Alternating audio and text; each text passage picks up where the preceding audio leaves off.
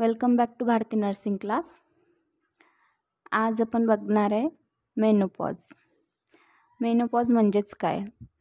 आता बरेचसे वेळा असे होते की मुलीमध्ये कधी कधी कन्फ्युजन निर्माण होते. तिथं म्हणजेच मेनोपॉज म्हणजेच काय, पेपरला जर हा क्वेश्चन पडला, एखाद्या वेळेस हा टॉपिक शिकवायचा राहिलेला असेल आणि तोच क्वेश्चन जर पेपरमध्ये आला तर आपल्याला त्या ठिकाणी कन्फ्यूज होते. आता मेनोपॉज म्हणजेच नेमकं काय? तर मेनोपॉज म्हणजेच पाळी बंद होणे.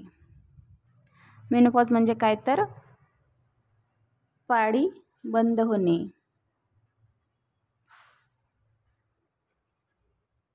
मेनोपॉजला दुसरे नाव रजोनिवृत्ती असे सुद्धा म्हटले जातात. या दोन नावामध्ये तुम्हाला कन्फ्युजन होते. एक तर मोनोपॉज आणि दुसरं म्हणजे रजोनिवृत्ती. पेपरमध्ये मोनोपॉज सुद्धा विचारला जाऊ शकते आणि रजोनिवृत्ती सुद्धा विचारला, म्हणजे रजोनिवृत्ती म्हणजेच काय किंवा मेनोपॉज म्हणजेच काय. या दोन नावांमध्ये तुम्हाला एक क्वेश्चन विचारला जाते इथं, मेनोपॉज किंवा रजोनिवृत्ती. आता मोनोपॉज रजोनिवृत्ती म्हणजेच मेनोपॉज पाळी बंद होणे म्हणजेच रजोनिवृत्ती होय. जेव्हा स्त्रीला 12 कुटुंबक पाळी येत नाही तेव्हा मेनोपॉज म्हटले जाते. ही नैसर्गिक प्रक्रिया आहे जिचा स्वीकार करणे महिलांना आव्हानात्मक असू शकते, खास करून जेव्हा फॅमिली कंप्लीट आणि मेनोपॉज जेव्हा चिंता व्यक्त केली जाते. आता मेनोपॉज म्हणजे रजोनिवृत्ती म्हणजेच पाळी बंद होणे. ज्या ठिकाणी कुटुंब पूर्ण होते किंवा कुटुंब प्लॅनिंग संपल्यानंतर मेनोपॉज निर्माण होतो, त्या ठिकाणी ही चिंताग्रस्त एक फॅमिली कंप्लेंट आहे जिथे चिंता व्यक्त केली जाते. मेनोपॉज कधी होतो? आता मेनोपॉज कधी होतो तर साधारणतः 45 ते 55च्या दशकात मेनोपॉज होऊ शकतो. मेनोपॉज हा कधी अशा म्हणजे कमी अधिक प्रमाणात जास्त होऊ शकतो. एखाद्या वेळेस कालांतराच्या आधीच होतो किंवा नंतर 50 किंवा 55च्या पुढे पण सुद्धा होऊ शकतो. प्रत्येक ठिकाणी प्रत्येकांसाठी हा काही असू शकतो. कमी वयात म्हणजे 35 ते 40 वयात देखील मेनोपॉज होऊ शकतो. याला अकाली रजोनिवृत्ती असे म्हणतात. आता जो 35 ते 40 या ठिकाणी होतो त्याला अकाली रजोनिवृत्ती म्हणतात. मेनोपॉजचे प्रकार. आता मेनोपॉजचे 2 प्रकार पडतात, नैसर्गिक मेनोपॉज आणि मार्गदर्शक मेनोपॉज. नैसर्गिक मेनोपॉज जेव्हा स्त्रीच्या अंडाशयात नैसर्गिक प्रेषक फॉलिकल तयार करणे आणि तिच्या हार्मोन्सची गती होते. नैसर्गिक मेनोपॉज म्हणजेच की नैसर्गिक प्रेषक फॉलिकल्स तयार करणे, अंडाशयामध्ये फॉलिकल्स तयार करणे, त्याची गती, हार्मोन्सची गती कमी होते, त्या ठिकाणी मेनोपॉज होतो. आता मार्गदर्शक मेनोपॉज, प्रेरित मेनोपॉज, शस्त्रक्रिया थेरपी. आता दुसरा प्रकार म्हणजे शस्त्रक्रिया थेरपी. त्या ठिकाणी शस्त्रक्रियेचा उपयोग करून मेनोपॉज बंद केला जातो. रेडिएशन थेरपी किंवा रेडिएशन कनेक्शन इंड्यूस मेनोपॉज निमित्त अशा 2 प्रकाराचा मेनोपॉज या ठिकाणी निर्माण होतो. नेक्स्ट म्हणजे मेनोपॉज नंतर गर्भधारणा अधिक जटिल. आता मेनोपॉज झाल्यानंतर गर्भधारणेची शक्यता फारशी कमी आणि गर्भधारणा जटिल होण्याची शक्यता असते. रजोनिवृत्ती दरम्यान गर्भधारणा कमी करू शक्यता. संपूर्ण महिलांसाठी फर्टिलिटी डॉक्टर कन्सल्ट करणे, मेनोपॉज नंतर गर्भधारणेसाठी बदल करणे आवश्यक आहे. पुरेशी विश्रांती घेणे, नियमित व्यायाम करणे, सकस आहाराचे स्ट्रेस न अशी सवय आपल्या शरीरांगाला अंगीकाराव्यात येते. मेनोपॉजचे कारण. महिलांच्या गर्भाशयात गाठ असू शकते जी महिलांच्या लवकर येणाऱ्या पाळीला जबाबदार असू शकते. आता महिलांच्या गर्भाशयामध्ये गाठ असल्यास मेनोपॉज चे कारण दिसून येते. गर्भाशयात फायब्रॉइड असेल तर देखील महिलातून 2 वेळा पाळी येऊ शकते. आता गर्भाशयात फायब्रॉइड फायब्रॉईडचे प्रमाण जर असेल तर महिन्यातून 2 वेळा 15 दिवसातून पाळी येणे चालूच राहते आणि जर पाळी ही आली तर ती कमीत कमी 10 ते 12 दिवस सर्वाइव्ह करते. गर्भाशयातील अंडाशयात असलेल्या गाठीमुळेही मेनोपॉज होऊ शकते. गर्भाशयात असलेल्या गाठीचे मेनोपॉजचे कारण. तिसरं म्हणजे मेनोपॉजची चिन्हे. आता सामान्यतः रजोनिवृत्तीचे प्राथमिक चिन्ह व लक्षण म्हणजेच मासिक पाळीत होणारे बदल. मासिक पाळीत होणारे बदल म्हणजेच काय की तुम्हाला तुमच्या मासिक पाळीत अनियमितता दिसून येते. मासिक पाळीमध्ये अनियमितता म्हणजे कधी येणे कधी जाणे असे दिसून येते. रेग्युलरच्या चक्रादरम्यान रक्तस्रावाचा कालावधी आणि तीव्रता एकतर वाढेल किंवा कमी होईल.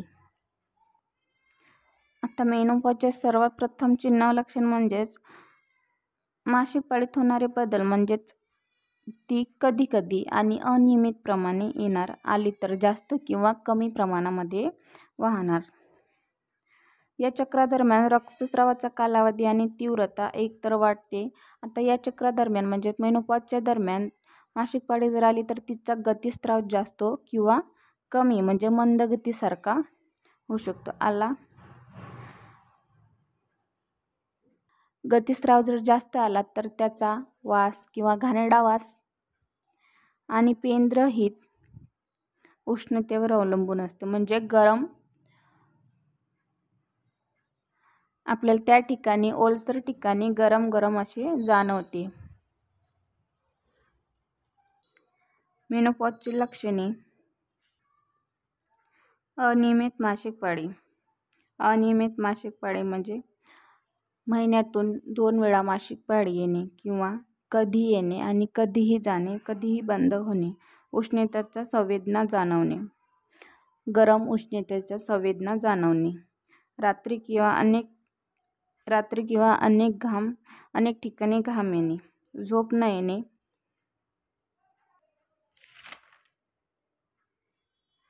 वजन वाढणे. मेनोपॉजमध्ये वजन वाढणे, छातीचा खालचा आणि पोटावर मांस म्हणजे चरबी वाढणे, पोट हे जाड होणे, कडक होणे, त्वचा कोरडी होणे, चेहरा कोरडा आणि वयाच्या आधीच चेहऱ्यावर रेषा पडणे, वय जास्त दिसणे अशी लक्षणे मेनोपॉजची दिसून येतात. मासिक पाळीत रक्ताच्या गाठी. आता मासिक पाळीमध्ये रक्ताच्या गाठी मेनोपॉज झाल्यानंतर मासिक पाळीमध्ये गाठी तयार होतात. तर जास्त प्रवाहामुळे पिरियड्स रक्ताच्या गुठळ्या तयार होण्याची शक्यता वाढते. हार्मोनल असंतुलन आणि हायपोथायरॉईडिझम, PCOS, पेरिमेनोपॉज आणि रजोनिवृत्ती यासारख्या परिस्थितीमुळे मासिक पाळी अनियमित होऊ शकते. आता ज्यामुळे रक्त गोठणे आणि जास्त रक्तस्राव होणे. पिरियड्स फ्लाइट्स कशामुळे होतात? मासिक पाळीच्या दरम्यान तुमच्या शरीरातील हार्मोनल बदलामुळे गर्भाशयाचे अस्तर बाहेर पडू लागते. तर त्या प्रक्रियेदरम्यान लहान रक्तस्राविण्या रक्तस्राव करतात. तर शरीरात रक्तस्रावाचं प्रमाण कमी होऊ नये या ठिकाणी लहान रक्तस्राविण्या कार्य करतात. त्या ठिकाणी रक्त रोखण्यासाठी प्लाझ्मा आणि प्लेटलेट्स एकत्र काम करतात. तर त्या ठिकाणी प्लाझ्मा आणि प्लेटलेट्स एकत्र काम करून रक्ताच्या गुठळ्या तयार करतात. म्हणजे जेणेकरून रक्ताचा प्रवाह जास्त गतीने होऊ नये. त्या ठिकाणी मंद गतीने रक्ताच्या गुठळ्या तयार होऊन थोड्या प्रमाणात रक्त बाहेर पडते. मेनोपॉज असल्यास मासिक पाळीचे रक्त काळे होते.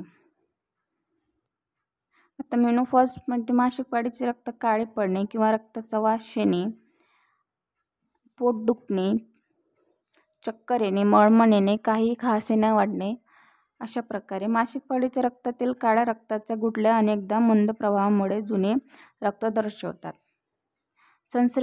संसर्ग किंवा PID, PCOS सारख्या अंतर्निहित परिस्थितीमुळे काळ्या रक्ताच्या गुठळ्या तयार होऊ शकतात.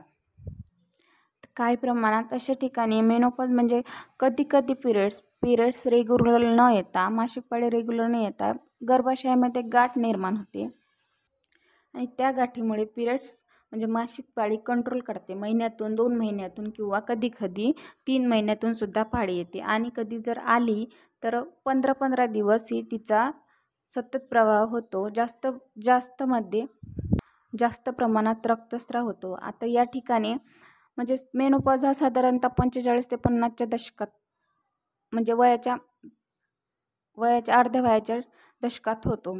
तर कधी-कधी असा काळाच्या आधीच होऊन जातो. तर त्या ठिकाणी म्हणजेच तर शरीरातले रक्त कमी होते. बाईच्या जीवाला सुद्धा धोका निर्माण ठरतो. त्या छोट्याशा गाठीचा एखादा आपल्या ब्लॅडरमध्ये त्याचा गोळा निर्माण होतो.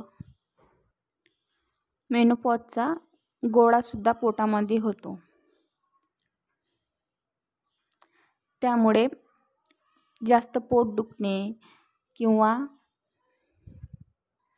कधी पण कुठे पण चक्कर येऊन पडणे अशा मेनोपॉजमध्ये दिसून येते. तर मेनोपॉज म्हणजेच मासिक पाळी बंद होणे हे होय. हा प्रश्न तुम्हाला मिडवायफरीमध्ये सुद्धा विचारला जाते. मिडवायफरीचाच क्वेश्चन आहे. तसेच एएनएमला आणि जेएनएमला एएनएम सेकंड इयर आणि जेएनएम थर्ड इयरचा क्वेश्चन तुम्हाला 15 मार्क्ससाठी किंवा 5 मार्क्ससाठी विचारले जाते. मेनोपॉजचे कारणे आणि मेनोपॉज म्हणजेच काय हे 2 क्वेश्चन याच्यावर विचारले जातात. व्हिडिओ आवडला असेल तर लाईक करा, चॅनलला सबस्क्राईब करा आणि व्हिडिओ जर तुम्हाला खरंच युजफुल वाटला असेल तर चॅनलला सबस्क्राईब करायला नक्कीच विसरू नका. थँक्यू.